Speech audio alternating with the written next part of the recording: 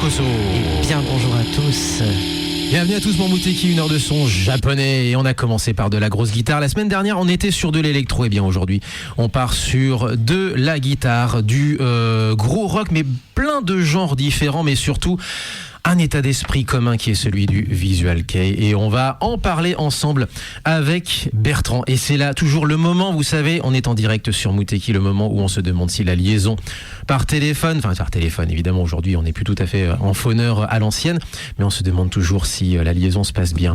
Et Bertrand avec nous, est-ce que tu nous entends, Bertrand ? Moi je vous entends très bien, bonjour à tous. C'est nickel, le son passe. Parfait. On t'entend très bien, Bertrand. Merci de nous rejoindre aujourd'hui, puisque ça fait un petit moment qu'on discutait autour de ta présence à l'émission.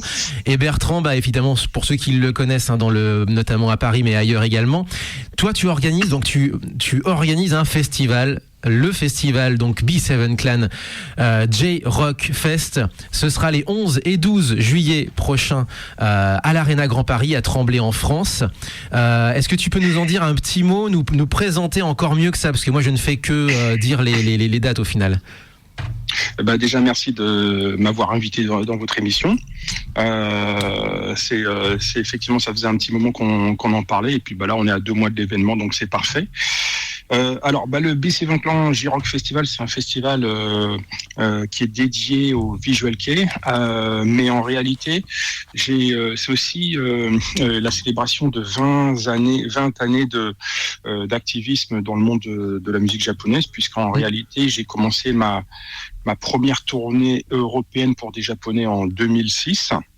Et que comme on est en 2026, l'idée c'était de marquer le coup avec un événement qui sorte un peu de l'ordinaire.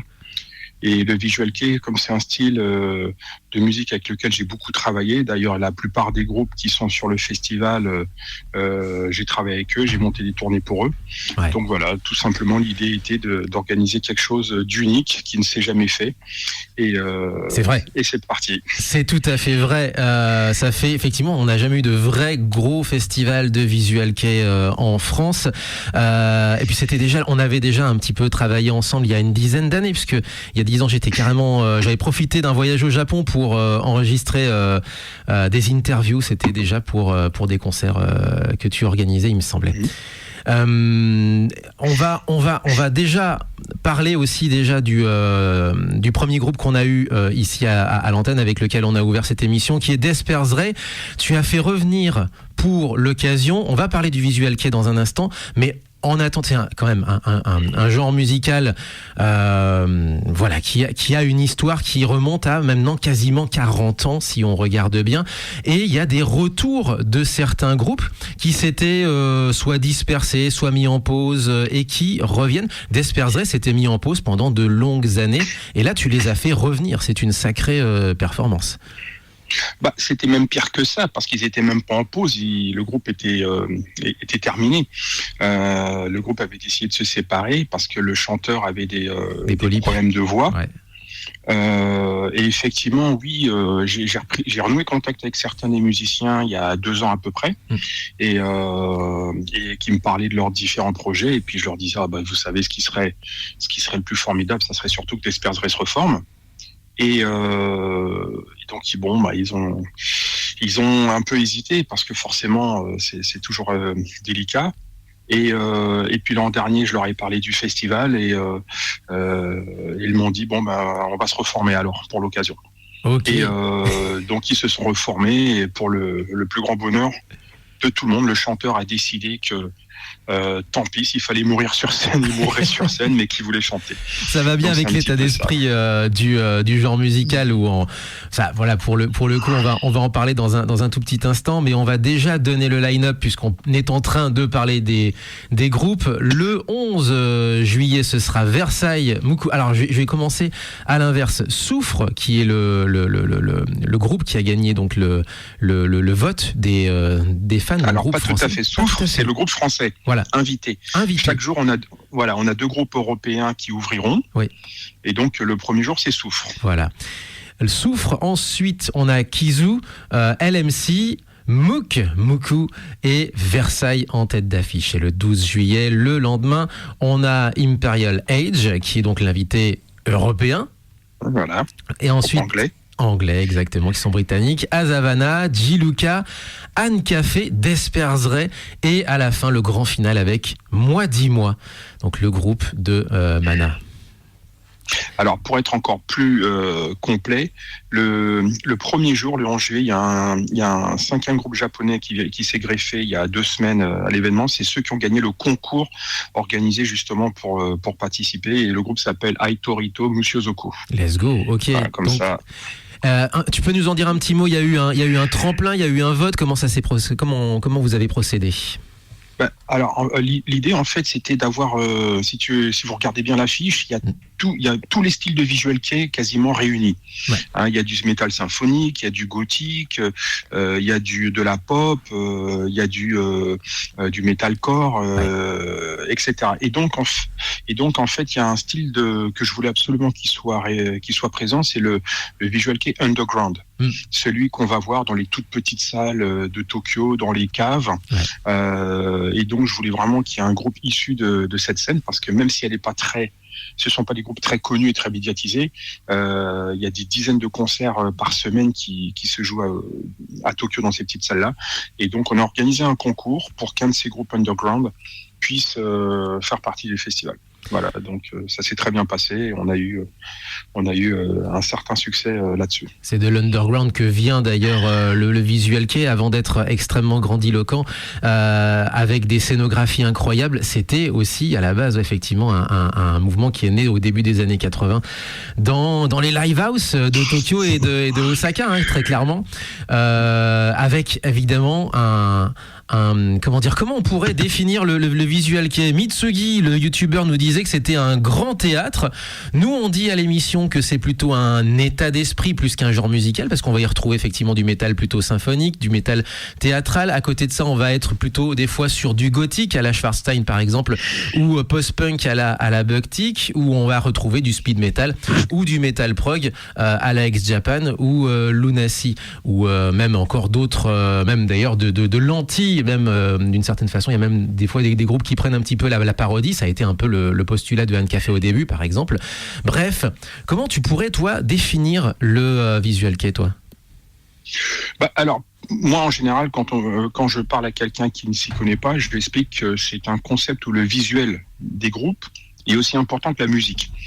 Donc, alors c'est très rapide, hein, c'est très succinct, mais en gros, effectivement, musicalement, il y a quand même tous les genres réunis à partir du moment où il y a une base rock. Et après, sur le visuel, c'est du japonais, c'est du délire, c'est du délire, mais en même temps, c'est ultra méticuleux, hein, c'est des heures de préparation, de maquillage, et c'est comme ça que moi je le présente aux gens, en gros. Donc visuel plus musique. Visuel plus musique avec une base de rock, mais rock vraiment au sens très très large du terme. Faut bien qu'on puisse comprendre ça. C'est-à-dire qu'on va se retrouver avec La Reine et Versailles, les projets de Camille Jo, avec Moi dis moi qui vont, ou Malice Misère auparavant, qui était très même presque mélodique d'une certaine façon. À côté de ça, vous avez Giluka et Kizu qui vont être beaucoup plus dans le métal, dans le scream, dans le côté scream de la chose. C'est exactement ça. Et c'était vraiment l'idée. L'idée, c'était d'avoir des anciens groupes, des groupes iconiques, des groupes qui ont vraiment marqué le Visual Kei et qui le marquent toujours, et des nouveaux groupes, et puis d'avoir tous ces styles un petit peu mélangés. Et ça, c'est d'ailleurs ça qui sera marrant, c'est que on va passer sur la première journée d'Azavana, qui est un groupe rock pas trop violent, à Giluka qui est ultra violent, Anne Café groupe pop dansant, funky, Desperzeray du gros métal, et Moi dis moi du gothique. Donc vraiment le même jour, il y en aura pour tous les goûts. Complètement. Et mais en réalité, peu importe, parce que le principal, c'est que l'esprit du festival et le Visual Kei, et je suis sûr qu'il y a plein de fans et plein de gens qui sont très contents de voir tous ces groupes complètement différents, parce que, comme tu le disais tout à l'heure, le public est dans un état d'esprit, et les groupes aussi d'ailleurs. On va en parler un peu plus de ce festival, de la fabrique de ce festival, de la manière dont tu l'as, conduit, généré, dont tu en as eu l'idée, et la manière dont tu l'as façonné. Ce festival, on le rappelle, ce sera les 11 et 12 juillet prochains, B7 Clan J-Rock Fest, donc à l'Arena Grand Paris. Ça se passe à Tremblay en France, tout en haut de la région parisienne. Mais on va faire une petite pause musicale, peut-être, justement parce qu'on parle de Moi dis moi ou Moi dis moi. J'ai toujours dit Moi dis moi personnellement, mais c'est vrai qu'il y a plusieurs manières de le prononcer. Moi dis moi ou Moi dis moi, ça dépend comme vous voulez. Puis derrière, on enchaîne avec Versailles, et après, on reste ensemble en ligne avec Bertrand pour nous parler donc du B7 Clan J-Rock Fest. 04 78 39 18 15 pour nous appeler. Vous pouvez nous retrouver sur muteki-radio.fr et sur les différents réseaux sociaux, dont le Twitch actuellement. Et le Twitch actuellement, exactement, tout à fait. Salut. Bonjour Twitch. On dit bonjour aux gens. Et voilà, c'est parti. Dialogue Symphonie, c'est le nom de la chanson qui va suivre sur Muteki. On est ensemble jusqu'à 10h.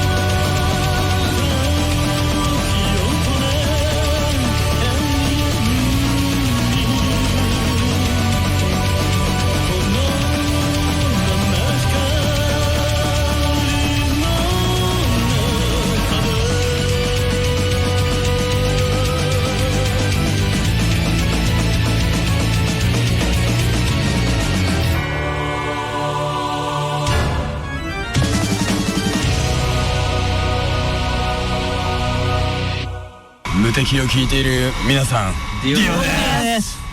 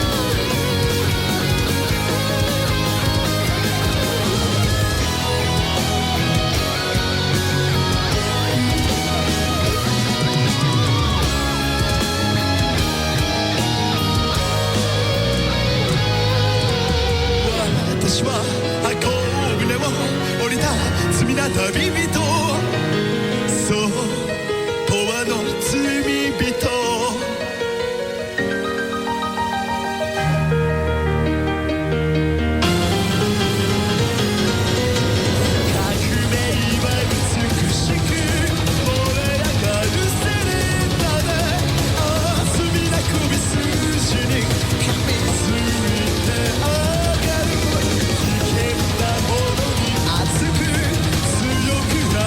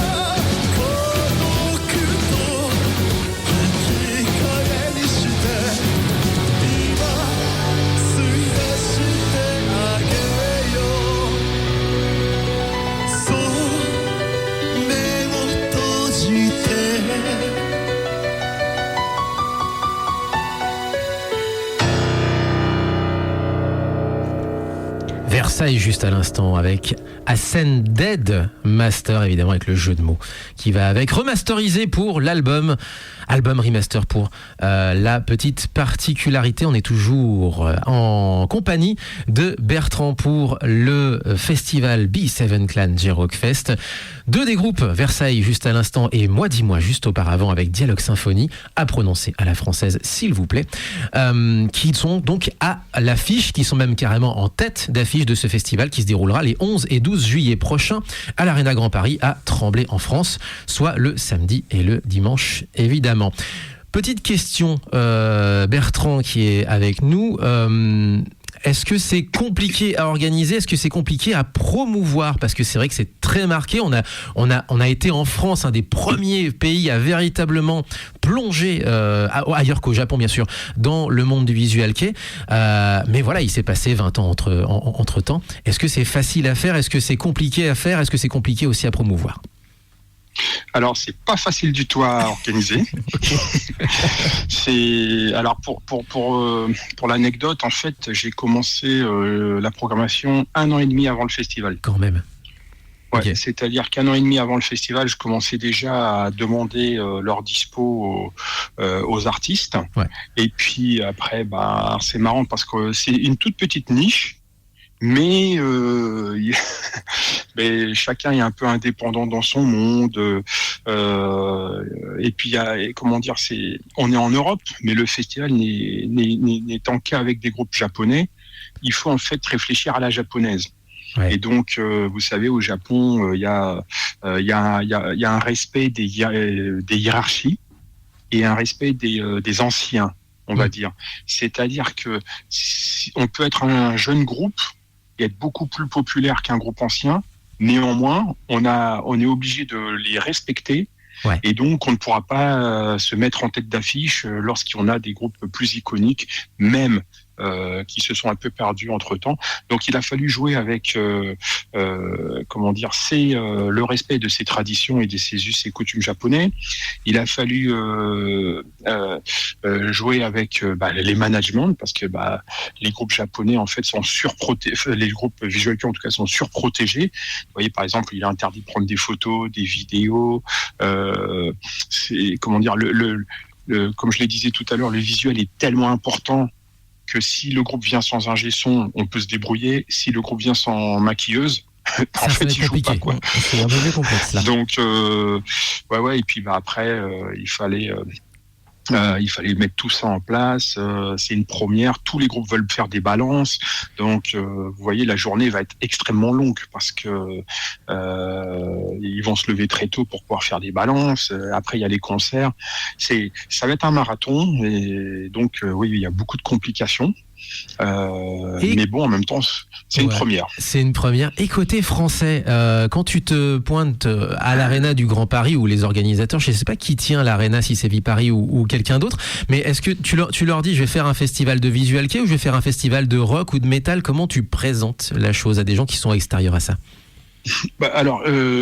Non, je leur ai présenté ça comme un festival de rock japonais. En expliquant bien entendu la spécificité du visual kei. Et forcément, personne ne connaissait ça à l'Arena Grand Paris, mais on n'a eu aucun souci à avoir la salle, étant donné qu'on bosse déjà avec eux sur d'autres projets. Et voilà, non, il n'y a eu aucun problème. Ils ont découvert, mais je pense surtout que c'est lors de l'ouverture de la billetterie, et même les jours précédents, puisque le standard était débordé de gens qui voulaient avoir des informations, qu'ils ont compris qu'il se passait quelque chose. T'anticipes sur ce que je voulais te demander aussi, parce que du coup, la réaction des fans, quelle a été leur réaction? A priori, t'as l'air de me dire qu'il y a beaucoup de monde qui attendait ça, alors. Je pense qu'on a surpris tout le monde, surtout. Et que, vous savez, en fait, le visual kei a eu des heures de gloire, mais depuis 2015, c'était un petit peu redescendu. Alors certains diront que la K-pop ayant pris le pas, d'autres diront que y a des groupes mythiques qui ont arrêté de jouer, et puis la relève n'était pas forcément à la hauteur. Enfin, il y a plein de suppositions. Donc effectivement, c'est un mouvement qui était redescendu, mais c'est vrai que quand on a annoncé ce festival, on a surpris tout le monde parce que déjà, premièrement, un festival de Visual Kei, ça n'a jamais existé en dehors du Japon avec cette ampleur. Et d'ailleurs, entre parenthèses, au Japon actuellement, on m'a dit, parce que j'étais au Japon la semaine dernière, au Japon actuellement, on m'a dit que même ce festival au Japon, aujourd'hui, ça n'existe pas. C'est assez hallucinant. C'est assez fou, ouais. Et donc, oui, on a surpris les gens de par l'annonce d'un festival Visual Kei, et puis je pense aussi de par la qualité des groupes. Il y a quand même plusieurs groupes qui avaient arrêté, Despairs Ray, ouais. Versailles, d'autres groupes qui étaient pas venus en Europe depuis, je crois que moi 10 mois, c'était depuis 2007. Oui. LMC, ça fait au moins 10 à 15 ans qu'ils n'étaient pas revenus. Anka fait pareil, donc tout ça, c'était quand même surprenant pour beaucoup de gens. Et après, je pense que la réaction des gens a été extrêmement bonne. D'ailleurs, j'en veux pour preuve que les chiffres de vente du festival sont vraiment sont très bons, quoi. De ce côté-là, on est tous très heureux. Voilà, t'arrives à le promouvoir auprès des fans. Les fans sont réceptifs. J'imagine que tu dois avoir un public venu pas forcément que de France, quoi. Tu dois avoir aussi des gens qui viennent d'autres pays européens. D'après nos stats, en fait, la moitié du public vient de l'étranger. Ok. Et d'après notre billetterie, on a pu sourcer environ une centaine de billets achetés au Japon. Ok. Donc, on précise, gens qui vont faire le déplacement. Voilà, on précise le pass un jour, si je dis pas de bêtises, je crois que j'ai le site de l'Arena Grand Paris sous la main. Le pass un jour à 125 €, le pass 2 jours à 231 €. Ça, c'est pour la fosse, pardon. Et les gradins du bas, les gradins du haut, c'est 100 € le pass un jour, 180 € le pass 2 jours. C'est ça. Voilà. Il y a encore des billets du coup. On peut encore oui. Et voilà. Voilà, on est déjà bien plein, mais il reste quand même quelques billets parce que l'arena est quand même très très grande. C'est une grosse arena, c'est-à-dire que comment elle est par rapport, je sais pas moi, enfin c'est pas Bercy non plus, mais je veux dire, on peut la rapprocher de quoi en fait en termes de. C'est un peu plus grand que le Zénith. Ok, voilà. Voilà, on peut la rapprocher d'un Zénith. Alors c'est pas fait tout à fait pareil à l'intérieur, oui. Mais quand même c'est un niveau légèrement supérieur au Zénith. Mais on a une idée effectivement, donc ça va ressembler à un gros Zénith si je comprends bien. Ouais. Je vais juste préciser effectivement pour ce qui est des groupes effectivement. Versailles, ça fait longtemps qu'ils sont pas revenus. Camillo, lui, se balade de temps en temps aussi en tournée. C'est pareil pour Anne Café. On a eu l'année dernière le chanteur qui était revenu en solo. Sauf que leur projet, quand ils viennent en solo, c'est pas forcément c'est sur leur projet solo à eux. Donc c'est pas nécessairement avec tout l'attirail et toute la mise en scène de leur groupe originel. Et c'est le cas, par exemple, pour Anne Café qui va revenir, par exemple. Avec sa scénographie. Et c'est pareil pour Versailles. Aussi. Absolument. Donc, c'est pour l'occasion, on va vraiment essayer de respecter ces groupes au maximum et de leur donner ce qu'ils demandent pour que ça se passe super bien. Okay. Mais bon, comme j'ai déjà travaillé avec tout ce monde-là, voilà. on va se comprendre assez facilement. On va en parler justement de ça, mais d'abord on va peut-être encore refaire une petite pause. Je te laisse un peu le choix des armes parce qu'on a à part Azavana, je crois qu'on a à peu près tout le monde. On voulait passer du Moog ou alors du Giluka, donc partir sur de la guitare un peu plus musclée. Toi, tu préférerais quoi ? Plutôt Moog ou plutôt Giluka ? Alors. Je pense que j'aurais plutôt... Alors, j'aime bien les deux, mais j'aurais plutôt une tendance à aller sur Moog. Ok. Sur les senpai. Par respect des senpai, exactement. Exactement. Ça marche. Bon, Muku, une qu'on a déjà passée, qu'on aime beaucoup à l'émission. Daremo Inaie. Et on se retrouve juste après. Cette fois-ci, il y a une seule chanson. On se retrouve juste après. Ah non, ça ne veut pas se lancer. 3, 2, 1, on est ensemble sur... Ah, parce que j'ai pas dit la formule consacrée. On est sur Moteki, on est ensemble jusqu'à 10h.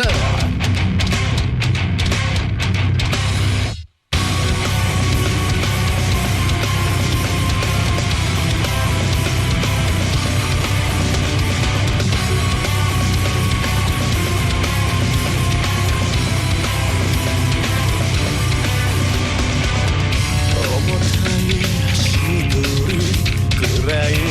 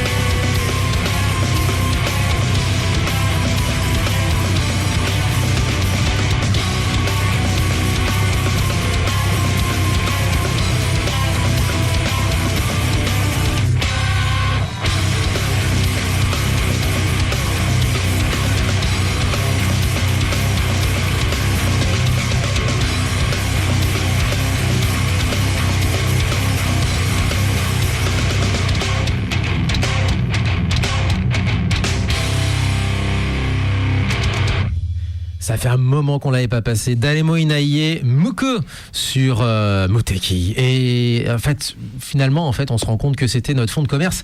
Au début de l'émission, donc il y a 25 ans, quand même, mine de rien, 25 ans de Muteki, on en est bientôt à la 26e année de l'émission. Et quand vous regardez dans les archives, on a d'ailleurs un ami qui nous a transmis des vieilles cassettes de Muteki de 2001. Donc moi, j'étais même pas encore là. Il y avait Romain et Romain uniquement, ou alors avec des copains, etc.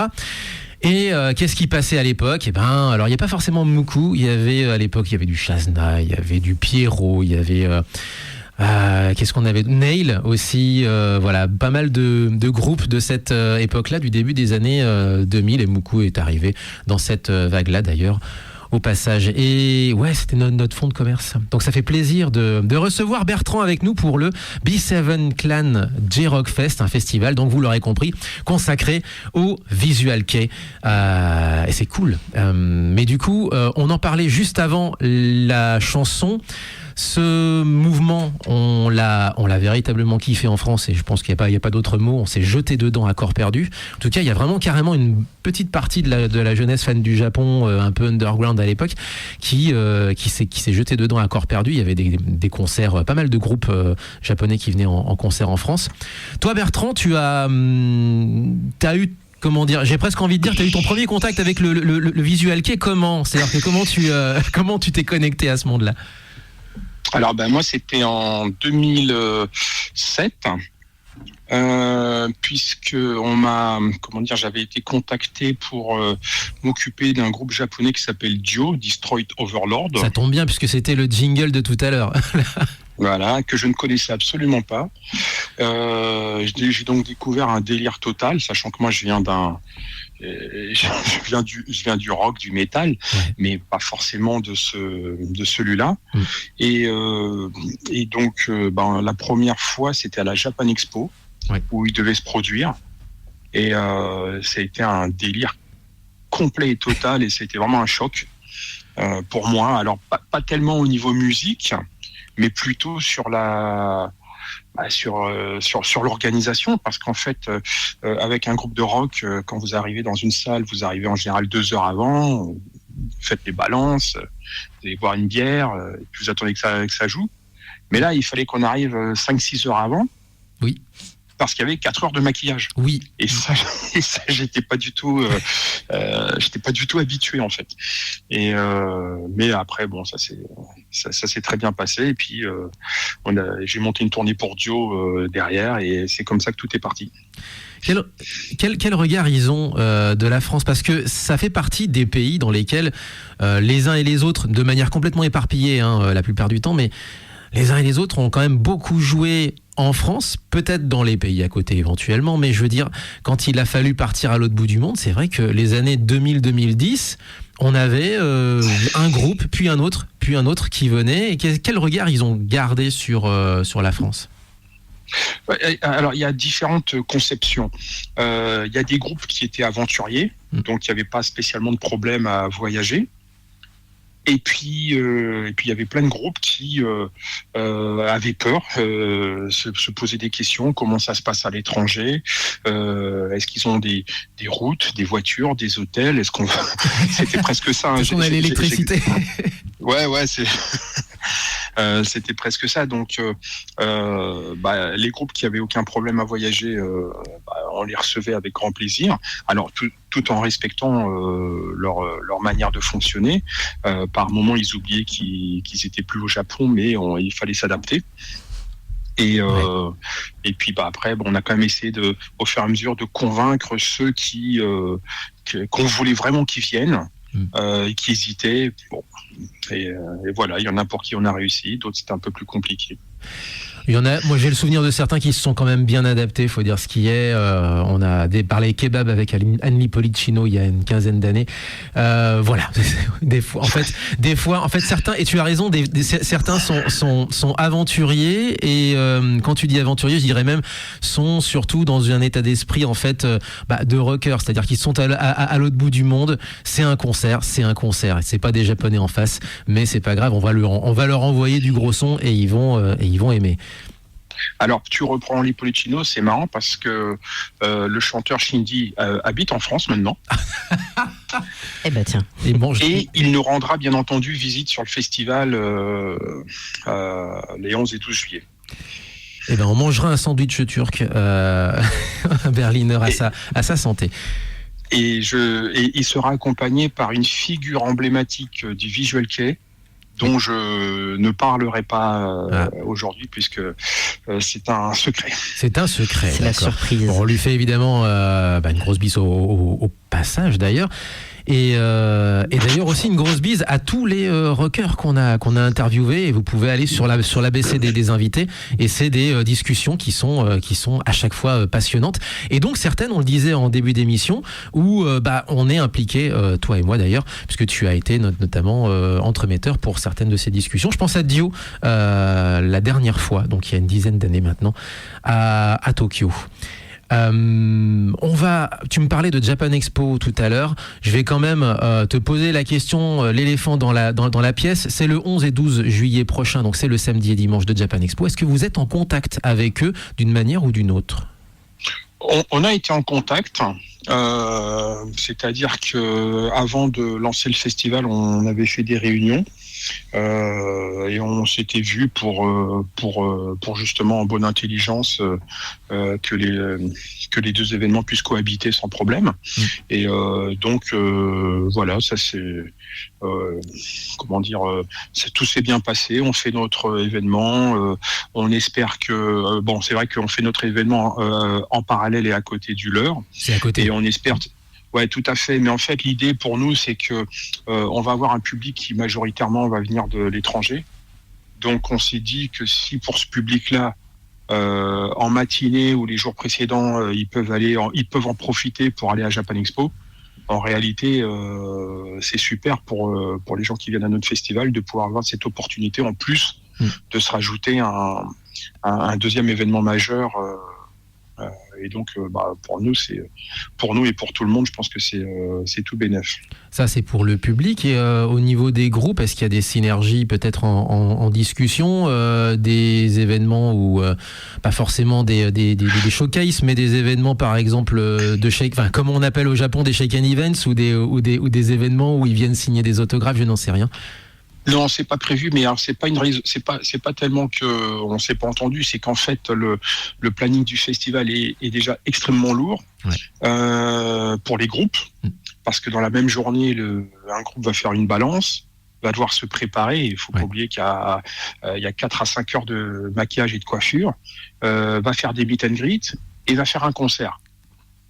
Donc c'est vraiment très dense et au niveau timing c'est très compliqué. Il faut savoir que si admettons que le lendemain un groupe décide d'aller à Japan Expo, c'est quand même 4 à 5 heures de maquillage et de coiffure. Donc c'était vraiment lourd, c'était vraiment trop compliqué de pouvoir faire les deux. Ok. Et puis alors les groupes japonais sont très très pris. Donc il y en a qui, pour vous dire, il y a certains groupes qui arrivent la veille, qui repartent le lendemain de leur concert. Enfin c'est un timing très très serré. Ah oui, ils repartent juste derrière. Oui, donc ils vont à peine avoir le temps de profiter de Paris. Et encore. Ils vont même pas y aller. Ils vont même pas y aller. Ouais. Effectivement. Donc on le rappelle, c'est le 11 et 12 juillet. Donc oui, effectivement, c'est juste à côté de Japan Expo, parce que c'est à Tremblay en France. On le rappelle, donc Tremblay en France, c'est juste au-dessus de Villepinte. C'est vraiment à côté, dans le secteur donc de l'aéroport. Donc c'est pour ça aussi, donc une raison.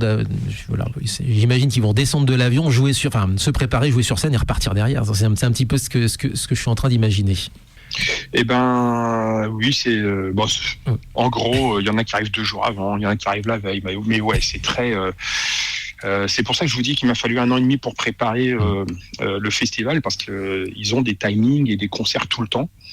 Donc ça fait 1 an et demi que je dis essayez de bloquer les 11 et 12 juillet et voilà, on y a réussi. On va juste faire une petite aparté, on revient vers toi dans quelques secondes. J'ai juste 2-3 petits événements à annoncer. Elias peut-être aussi... Non, pas tant que ça, à vrai dire. Tant que ça. À part les Indie Games. Bah si, vas-y, parle-nous-en, parce que du coup, on est sur les news. Alors, au niveau... Alors, je vais commencer juste avec un concert dans ce cas-là. Vas-y. Concert hommage à Ryuichi Sakamoto, c'est aujourd'hui, c'est ce soir d'ailleurs, samedi 16 mai, à la salle Gaveau à Paris. Ça, c'est pour commencer.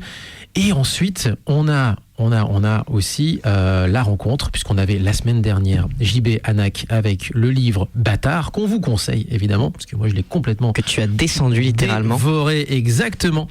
Qui est en rencontre, j'allais dire en dédicace, et même plus que dédicace, parce que vous allez vraiment pouvoir discuter avec lui, et lui pouvoir parler du bouquin. Ce sera au 104, la librairie du 104 à Paris. Et puis donc ce week-end également, donc il y a Indie Game Lyon avec l'autre invité de la semaine dernière, 2080, qui sera en mix ce soir à 22h. Et juste avant, il y aura le Super Smash Brass, la fanfare des thèmes de jeux vidéo. C'est ça, n'oubliez pas que c'est la 7e édition des Indie Games organisée du coup par l'association Indie Games. Ça a commencé du coup jeudi, ouais. Hier il y avait des conférences et aujourd'hui ça commence à 15h, tout plein de conférences, de rencontres, de tables rondes et même des speedruns et de la musique. N'hésitez pas à y aller, on est du coup du côté de Villeurbanne, métro flashé. N'hésitez pas sincèrement à y aller, c'est vraiment cool, on est vraiment bien accueillis et les conférences sont d'une richesse impressionnante. CCVA de Villeurbanne, exactement. Il y a même des jeux en libre essai. Oui, tout à fait. Il y a énormément d'invités. Ouais. Là, j'ai compté, on est sur 25 ou 30 invités qui sont du coup présents avec leurs différents stands. On a le syndicat du jeu vidéo, on a les associations du long game dev Patali Patala, mais on a aussi pas mal de studios qui viennent pour présenter un jeu unique, leur jeu actuellement en développement, en playtest, ou alors qui est dans une sortie soon enough. Et on va parler aussi un tout petit mot de sumo également, puisque le tournoi se poursuit aujourd'hui. On est à mi-parcours du tournoi de sumo du mois de mai à Tokyo, au Kokugikan, tout simplement à la maison, si j'ose dire. Mais sans Aoni Shiki, on le pressentait, mais il est désormais out pour tout le tournoi, ce qui fait qu'il ne sera plus aux équipes. Il va falloir qu'il charbonne lors du prochain tournoi pour essayer de regagner son rang. Mais il avait bien morflé lors des derniers tournois, 2 victoires d'affilée en ce début d'année. Il avait bien montré qu'il avait sa place en tant que tel, mais il s'était fait de mes souvenirs une blessure il y a 2 tournois de ça. Ouais. Et il s'en est pas encore relevé. Prions pour lui qu'il revienne sur le dojo et qu'il puisse recombattre. Et Ono Sato également out tout autant. Puisqu'on parle de concert, Bertrand avec nous, Bertrand B7 Clan, est-ce que tu as d'autres, parce que j'imagine que là toutes tes énergies sont évidemment dirigées vers ce festival J-Rockfest, B7 Clan J-Rockfest les 11 et 12 juillet prochains à l'Arena Grand Paris, mais en parallèle toi tu organises, c'est ton métier si j'ose dire, mais tu organises encore d'autres concerts. Est-ce que tu as d'autres événements à nous annoncer en dehors de ce festival, d'autres groupes peut-être en tournée? Oui, bien sûr. Alors, juste après le festival, fin juillet, mi-août, on a le groupe Broken by the Scream qui sera en tournée européenne. Ouais. Alors, c'est un groupe qu'on qualifie de kawaii metal. Donc 4 nanas, voilà. Mignonnes, qui chantent et qui scream. Et qui envoient du lourd, exactement. Et qui envoient du lourd. C'est, on va dire, on peut associer ça à baby metal, bien sûr. Ouais. Et un peu plus tard, il y aura donc une date à Paris d'ailleurs, fin juillet. Et un peu plus tard, fin septembre-octobre, Camijo en solo revient en Europe. Et puis bien sûr, nous continuons à préparer d'autres projets pour l'avenir. Camijo, c'est donc vous aussi qui le faites tourner? Oui, absolument. Alors Camijo, c'est simple, ça fait 19 ans que je travaille avec lui. Voilà. Donc l'an prochain, on fêtera nos 20 ans ensemble. Est-ce que alors c'est une question aussi un peu bête, mais il y a beaucoup de groupes effectivement qui sont très influencés par la France, par l'esthétique romantique française.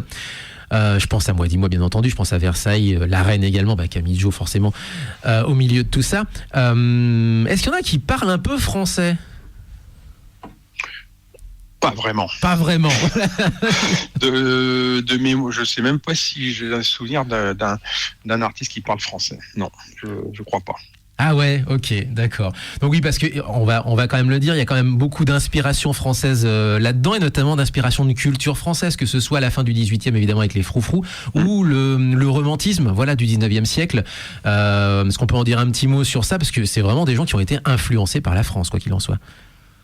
Oui, alors c'est ça qui est très sympa, c'est que la France, c'est vraiment un pays qui fait rêver les Japonais à tous les niveaux. L'histoire de France, la culture, la mode.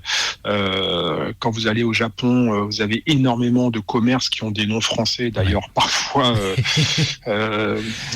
mis aléatoires. Parfois aléatoires, ouais.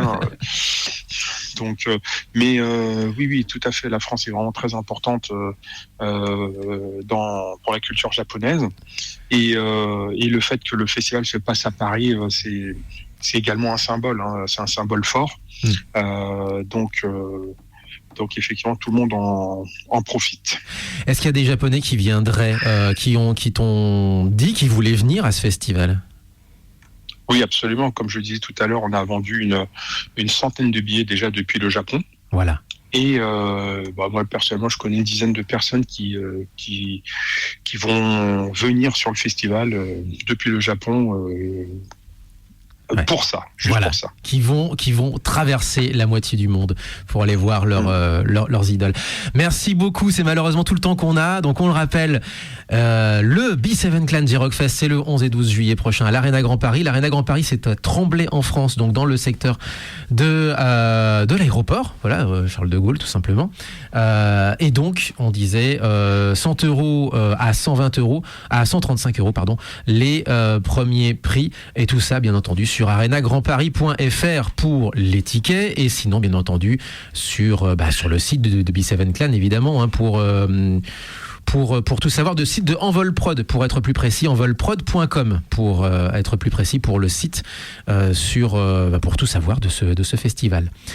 Merci beaucoup Bertrand. Merci à vous. Merci beaucoup. Ça fait très plaisir. On va se quitter avec un petit peu plus de mélodie. LMC, comment on prononce la chanson Hachiju Hachi, ou est-ce qu'on prononce genre clap clap pachi pachi comme à l'époque de Nico Nico Doga? Je sais pas, est-ce que tu sais comment on prononce le nom de cette chanson qui s'appelle 88 en français? Moi, je la prononce 88 parce que voilà. Je ne parle pas un mot de japonais. Mais en plus, c'est une chanson que j'aime beaucoup. Allez, ça c'est marche. Parfait pour finir, écoutez. Clairement une des chansons majeures de leur répertoire. LMC, le duo, à retrouver donc là aussi, pareil, les 11 et 12 juillet. Eux, ce sera et je l'ai plus sous les yeux. Eux, ce sera le 11, ce sera donc le samedi. LMC, donc on se quitte avec 88. Portez-vous bien, vive le son japonais. Et Jam Matane. Merci, à bientôt.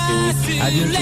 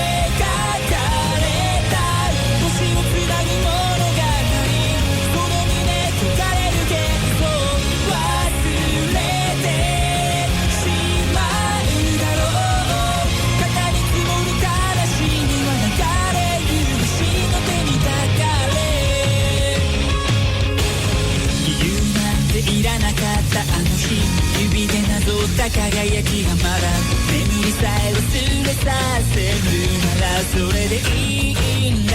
雨が降り止まないのはきっと唇噛み流れゆくその涙、誰も気づかないように夜空に描かれ